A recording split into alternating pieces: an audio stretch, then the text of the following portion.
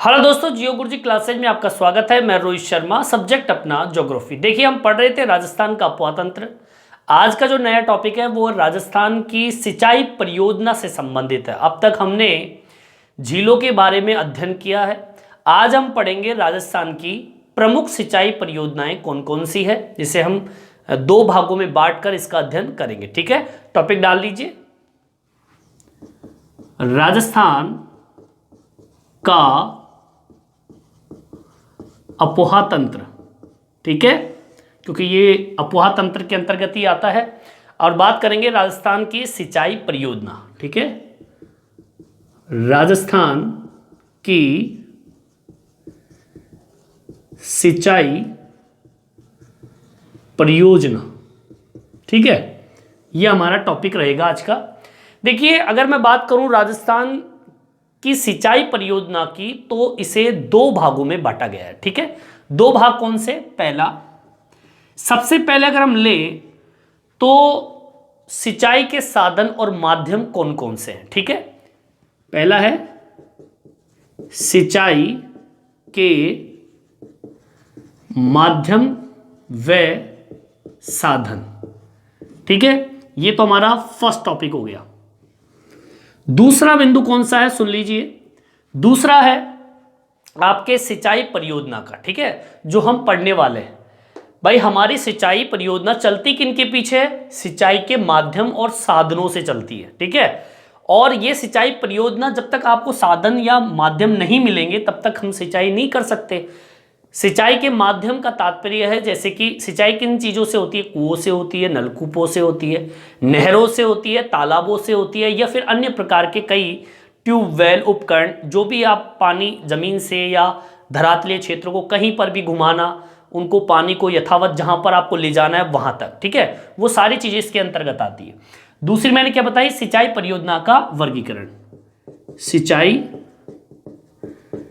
परियोजना का वर्गीकरण, इन दोनों बिंदुओं को हम देखेंगे। सबसे पहले हम डाल लेंगे ए बिंदु। ए बिंदु क्या है? सिंचाई के माध्यम व साधन। ठीक है, इसको हम देखते हैं और इस तरीके से अपन क्या करेंगे, सारणी बना लेंगे। सबसे पहले देखिए, सिंचाई के अगर माध्यम की बात करें कि किन किन बिंदुओं से या किन किन साधनों से, किन किन माध्यम से सिंचाई की जाती है, तो सबसे पहले नंबर पे आता है कुएं।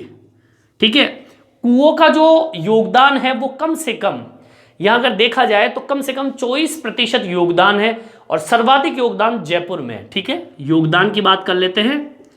कुओं का योगदान है 24%। राजस्थान की बात कर रहा हूं मैं, लेकिन अगर मैं सर्वाधिक योगदान की बात करूं कुओं का, तो योगदान मिलेगा आपको जयपुर जिले के अंदर। ठीक है, मतलब कुएं से सिंचाई की जाती है कितना प्रतिशत? 24% राजस्थान में। और सर्वाधिक कुओं से अगर सिंचाई का कार्यक्रम है तो वो जयपुर डिस्ट्रिक्ट के अंदर। ठीक है, सेकंड नंबर पे आता है नलकूप। देखिए, जो नलकूप है इसका जो प्रतिशत है वो 42% इसका योगदान है, और सर्वाधिक जो है वो जयपुर जिले के अंदर इसका सर्वाधिक योगदान है। मतलब नलकूपों से जयपुर में सर्वाधिक सिंचाई कार्य किया जाता है। तीसरे नंबर पे आता है नहर। ठीक है, नहर का अगर प्रतिशत देखें राजस्थान में, तो 30% भाग जो है योगदान। और अगर मैं बात करूं सर्वाधिक, तो सर्वाधिक नहरों का उपयोग होता है गंगानगर में, श्री गंगानगर के अंदर इसका उपयोग सर्वाधिक किया जाता है। ठीक है, इसके बाद में चौथे नंबर पे आता है तालाब। तालाबों का उपयोग सिंचाई के अंदर 1%। ठीक है, ज्यादा नहीं, 1%। और ये मिलेगा आपको भीलवाड़ा में। सर्वाधिक आपको सिंचाई कार्य किससे किया जाता है? तालाबों से। और मैं अगर बात करूं पांचवें नंबर पे, तो अन्य में डाल लीजिए, जो भी अब बच गए, ट्यूबवेल मान लीजिए, कुछ भी मान लीजिए जो पानी नीचे से या धरातल से एक स्थान से दूसरे स्थान पे ले जाए, तो अन्य में डाल दीजिए 3%। आगे बात सर में, और सर्वाधिक का कुछ पता नहीं, कहीं पे भी हो सकता है अन्य में। ठीक है, तो भैया ये तो बात हुई सिंचाई के माध्यम व साधन की। ठीक है, यहां तक आपके समझ में आ गया होगा। अब हम बात करते हैं सेकंड नंबर बी पॉइंट की। ठीक है, इसको बंद कर दीजिए, ये लीजिए, हो गया काम अपना। बी पे आ जाइए। बी है अपना क्या? सिंचाई परियोजना का वर्गीकरण की बात कर लेते हैं अब। ठीक है, अब वर्गीकरण की बात करें तो इसको भी इसी तरीके से हम सारणी के माध्यम से समझेंगे। देखिए इसको 3 भागों में बांटा गया। कितने भागों में बांटा गया? 3। अब अपना बी पॉइंट चलेगा। ये तो कंप्लीट हो गया। ए के अंदर आपका सिंचाई के माध्यम और साधन ही समझें। अब हमारा मेन जो टॉपिक है उस पे आते हैं। सिंचाई की परियोजनाएं, मतलब सिंचाई परियोजनाएं कौन कौन सी है उसका हम वर्णन करने वाले, और यहीं से अपना ये टॉपिक चालू होता है। बी बिंदु जो है वो सिंचाई परियोजना से संबंधित है। 3 परियोजनाएं होती है। एक होती है पहली लघु परियोजना। ठीक है, अब ये लघु परियोजना की बात करें, लघु परियोजना कह दीजिए या फिर लघु सिंचाई परियोजना, ऐसे लिखेंगे अपन, सिंचाई परियोजना। ठीक है, अब मैं इस परियोजना की बात करूं, लघु मतलब छोटा, छोटे का मतलब हो गया कितने एरिया में ये फैला हुआ है सिंचाई का कार्य। तो बता दूं आपको मैं, ये कम से कम 0 से लेके 2000 हेक्टर भूमि में ये सिंचाई कार्य किया जाता है, जिसे हम लघु सिंचाई कार्यक्रम कहते हैं। तीसरे नंबर पे आता है, दूसरे नंबर पे आता है मध्य सिंचाई परियोजना। अगर मैं मध्य सिंचाई परियोजना की बात करूं तो इसका एरिया जो है वो कितना है? 2000 से। ठीक है, 0 से 2000, तो ये 2000 से लेकर कम से कम 10,000 के करीब हेक्टर क्षेत्र को ये कवर करता है। ठीक है, इतने एरिया के अंदर ये सिंचाई का कार्य कर लेता है। ठीक है, तीसरे नंबर पे आता है वृहद सिंचाई परियोजना। ठीक है, इसके एरिया की बात करूं तो 10,000 से अधिक। ठीक है, 10,000 से अधिक एरिया को ये कवर करता है, मतलब इतने एरिया को ये सिंचाई की व्यवस्था कर देता। तो इस तरीके से 3 भाग मैंने आपके सामने करके बता दिए। अब इसमें आगे की ओर बढ़ते हैं। ठीक है, अब हमारे ये दूसरा बिंदु जो है सिंचाई परियोजनाओं का वर्गीकरण, इसी टॉपिक के अंदर हम आगे की ओर बढ़ते हैं। हम देखेंगे कि सिंचाई परियोजना में और कौन कौन सी परियोजनाएं हैं जिससे कि हमारे राजस्थान के अंदर सिंचाई कार्य किया जाता है। ठीक है, चलिए यहां तक आप उतार लीजिए। देखिए सिंचाई परियोजना के वर्गीकरण के अंतर्गत मैंने अभी बताया आपको, भाई लघु है, वृहद है, मध्यम है, सिंचाई परियोजना होता है, और कितने एरिया में इनका कार्य होता है वो भी मैंने आपको बता दिया। इसमें नोट करने वाली बात क्या है, सुन लीजिए, नोट लिख देता हूं मैं, जो याद करने वाली बात है। सिंचाई में सर्वाधिक योगदान जो रहा है वो किसका रहता है? लघु सिंचाई परियोजना का। ठीक है, लिख देंगे, पहला नोट है ये, सिंचाई परियोजना में सर्वाधिक योगदान लघु सिंचाई परियोजना का है। ठीक है, सर्वाधिक अगर योगदान है तो लघु सिंचाई परियोजना का है। ठीक है, चलिए अब बात आगे की ओर बढ़ाते हैं अपन। सिंचाई परियोजना के अंतर्गत एक शब्द आपने सुना होगा, क्या है वो? बहु उद्देशीय परियोजना। ठीक है, या हम कह सकते हैं बहुउद्देशीय सिंचाई परियोजना। अब बहुउद्देशीय परियोजना है क्या, सुन लीजिए, जो कि आपके सिंचाई परियोजना के अंतर्गत आता है। ये वो परियोजनाएं होती है जिनके उद्देश्य 2 या 2 से अधिक हो, उन्हें हम कहते हैं बहुउद्देशीय परियोजना कहा जाता है। उदाहरण के तौर पर सिंचाई भी कार्य हो, सिंचाई भी हो रही है भैया, पेयजल भी हो, पीने के लिए पानी भी मिल रहा हो, और विद्युत मतलब बिजली भी पैदा की जा रही हो। तो ऐसी जो परियोजनाएं होती है जिसका उपयोग कई अलग अलग जगह में किया जाता है, पानी का कई जगह उपयोग किया जाए, उसे हम कहते हैं बहुउद्देशीय परियोजना। ठीक है, लिख देंगे, वे परियोजना जिनका उद्देश्य 2 या 2 से अधिक हो, उन्हें बहुउद्देशीय परियोजना कहते हैं। ठीक है, उदाहरण, अब उदाहरण में डाल दीजिए। पानी का उपयोग कहां पे किया जा रहा है? पहला सिंचाई में किया जा रहा है, दूसरा पीने में किया जा रहा है, और तीसरा जल विद्युत परियोजना में किया जा रहा है। ठीक है, तो ये एक बहुउद्देशीय योजना हो गई कि भाई 3 जगह पानी का उपयोग किया जा रहा है। आगे बात समझ, अब आगे सुनिए। आपने पंडित जवाहरलाल नेहरू का नाम सुना होगा, उन्होंने बहुउद्देशीय परियोजना को आधुनिक भारत का मंदिर भी कहा है, ये नोट करने वाली बात है। ठीक है, क्या लिखा, क्या बताया मैंने, पंडित जवाहरलाल नेहरू ने बहुउद्देशीय परियोजना को आधुनिक भारत का मंदिर कहा है। आगे बात समझ में, ठीक है। अब बात करते हैं आगे की ओर, बहुउद्देशीय से संबंधित प्रथम बहुउद्देशीय परियोजना की हम बात करते हैं। ठीक है, पहली प्रथम बहुउद्देशीय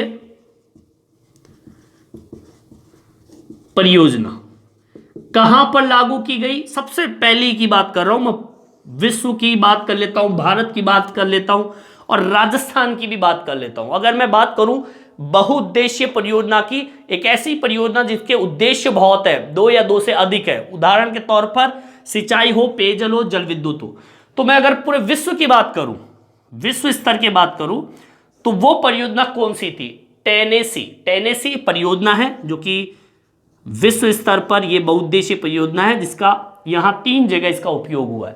पहली, और ये कहां पर है? यूएसए में। और ये कब बनाई गई? ये परियोजना 1933 के अंदर इसे लागू किया गया। ठीक है, अब हम बात कर लेते हैं भारत की। भारत के अंदर प्रथम बहुउद्देशीय परियोजना कहां? दामोदर घाटी परियोजना बहुउद्देशीय परियोजना थी और ये 1948 के अंदर बनाई गई। ठीक है, तीसरे नंबर पे आते हैं हम, राजस्थान की बात कर लेते हैं। राजस्थान के अंदर प्रथम बहुउद्देशीय जो परियोजना थी वो थी कौन सी? गंग नहर। कौन सी? गंग नहर परियोजना थी। ठीक है, और ये जो लागू की गई थी, ये बनाई गई थी 1950 के बाद में। ठीक है, 1950 के बाद। क्लियर, यहां तक आपके समझ में आ गया होगा। अब हम बात करते हैं आगे की ओर। अब वो बहुउद्देशीय परियोजनाएं कौन कौन सी थी? देखिए, बहुउद्देशीय परियोजना की हम बात कर लेते हैं, जो कि आपके राजस्थान की सिंचाई परियोजना से संबंधित है। ठीक है, चलिए टॉपिक डाल लेंगे यहां पे, बहुउद्देशीय परियोजना। अब वो कौन कौन सी परियोजना है जिससे सिंचाई राजस्थान में की जाती है? एक तो होती है नदी। ठीक है, नदियों के द्वारा आपके सिंचाई का कार्यक्रम है, तो नदी घाटी बहुउद्देशीय परियोजना। ठीक है, और दूसरा होता है नहर से, नहर बहुउद्देशीय परियोजना। ठीक है, या तो नहरों से या फिर नदियों से, ए बिंदु बी बिंदु। सबसे पहले हम बात करते हैं ए नदी घाटी बहुउद्देशीय परियोजना की। अब देखिए वो कौन कौन सी नदी घाटी बहुउद्देशीय परियोजना है जिससे हमारे राजस्थान के अंदर सिंचाई का कार्य किया जाता है। जैसे कि चंबल है। ठीक है, जैसे कि पहला बिंदु डाल लीजिए चंबल। इनका वर्णन मैं करके बताऊंगा, पहले आज मैं आपको इनको पॉइंटों में बता रहा हूं। ठीक है, चंबल एक बहुउद्देशीय परियोजना है। ठीक है, जो कि नदी है। ठीक है, दूसरे नंबर पे आती है माही। ठीक है, माही बहुउद्देशीय परियोजना है। तीसरे नंबर पे जो है वो है भाखड़ा नांगल बहुउद्देशीय परियोजना। भाखड़ा नांगल बहुउद्देशीय परियोजना। चौथे नंबर पे जो है वो है व्यास बहुउद्देशीय परियोजना। पांचवें नंबर पे आती है रेणुकाजी। ठीक है, रेणुकाजी ये भी बहुउद्देशीय परियोजना है जो नदी घाटी से संबंधित है। और एक है लखवार, ये भी आपके बहुउद्देशीय परियोजना के अंतर्गत आती है, जो कि राजस्थान में सिंचाई का कार्य करती है।